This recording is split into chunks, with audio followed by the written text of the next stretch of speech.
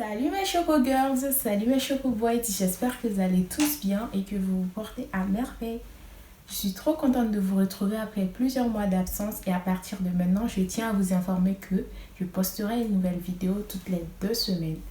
Dans cette vidéo, je vais vous expliquer comment créer une routine capillaire adaptée à vos cheveux en 8 étapes. Donc, let's go!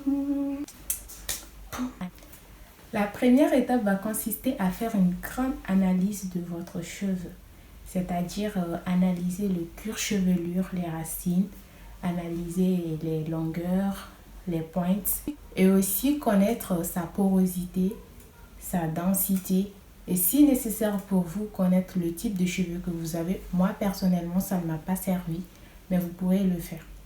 Et aussi, il faut chercher à voir s'il y a d'autres anomalies, comme par exemple si vos cheveux sont trop cassants. Et listez tout ceci dans un petit bouquin, un petit cahier, quelque part où vous n'allez pas oublier parce qu'on aura besoin de ça dans la suite de la création de la routine. La deuxième étape va consister à lister vos attentes. Tout ce que vous attendez de vos cheveux, listez-les. Si vous voulez avoir des cheveux plus longs, écrivez-le. Si vous voulez avoir des cheveux plus volumineux, écrivez-le. Si vous voulez avoir des cheveux plus brillants, plus noirs, écrivez-le aussi dans la liste d'attente.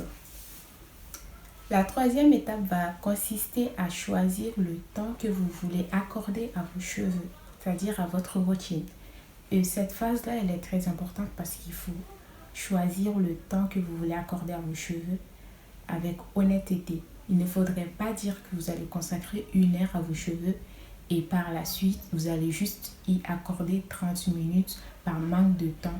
Là, vous n'allez pas faire votre routine comme il le faut et vous n'allez pas avoir les résultats que vous attendez. Donc, là maintenant, posez-vous, regardez bien votre emploi du temps, choisissez bien le temps que vous voulez accorder à vos cheveux. Voilà, c'est très important. Et la quatrième étape, ça va consister à créer les phases qui vont constituer votre routine capillaire. Alors, j'ai mis en place 7 phases. Mais il se peut que vous n'ayez pas toutes ces 7 phases-là dans votre routine capillaire. Ça va encore une fois dépendre du temps que vous voulez accorder à votre routine capillaire. Donc, je vais vous citer les 7 phases et je vais un peu vous expliquer ce qui va se passer dans ces différentes phases-là. La première phase, ce sera le shampoing. Le shampoing, c'est juste rendre propre vos cheveux, surtout votre cuir-chevelure. La deuxième phase, ça sera la phase où vous allez appliquer votre après-shampoing. L'après-shampoing va venir assouplir vos cheveux, les rendre plus doux, plus malléables, etc., etc. La troisième phase, ça va consister à faire votre masque. Le masque, c'est un peu comme un réparateur. Ensuite, il y aura la phase 4 qui sera la phase d'hydratation. Cette phase-là, il y a la possibilité que vous ne la fassiez pas.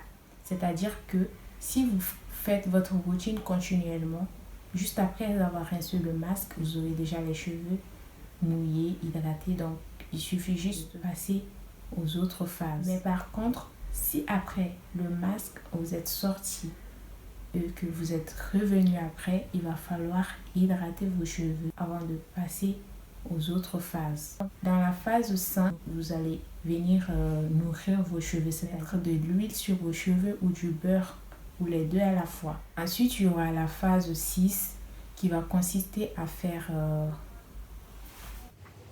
première phase shampoing, deuxième après shampoing 3, masque 4, hydratation 5, nutrition 6, démêlage 7. Ah oui. La 6e phase, ça sera la phase de démêlage. Il va falloir démêler vos cheveux, les peigner, voilà. Mais si vous voulez, vous pouvez faire cette phase-là bien avant. Ça n'a pas de place spécifique dans la routine capillaire. Ensuite, il y aura la 7e phase qui va consister à faire votre mise en pli. La mise en pli qui est très très important, c'est qui va déterminer si votre coiffure elle sera réussie ou pas. La mise en pli, ça va consister à faire des tresses au fil, des nattes collées, des braids, des twists. Vraiment, c'est à vous de voir ce que vous préférez et c'est en fonction de coiffure que vous voulez avoir que vous faites votre mise en pli. Et donc, si vous avez les cheveux très très courts et que vous ne pouvez pas faire de mise en pli, c'est pas grave. Mais si vous avez les cheveux un peu longs ou assez longs pour des mises en pli, faites-les parce que si vous ne le faites pas, vous aurez les cheveux qui vont shrinker. J'espère que la vidéo vous aura plu et bien évidemment elle n'est pas terminée parce qu'il y aura une deuxième partie que je posterai dans 2 semaines suite au sondage que j'ai fait sur Instagram. Et surtout si tu ne me suis pas encore sur Instagram, n'hésite pas à venir t'abonner. Je suis sur le nom de @DiliChocodem et @18girl DiliChocodem. Ma team Choco, n'hésitez pas à laisser en commentaire tous vos remarques, vos avis et si vous avez toutes questions, posez-les en commentaire. Si tu es nouvelle sur ma chaîne, n'hésite pas à t'abonner et activer la cloche de notification pour ne pas rater les autres vidéos à venir. Je vous fais de gros bisous, je vous embrasse.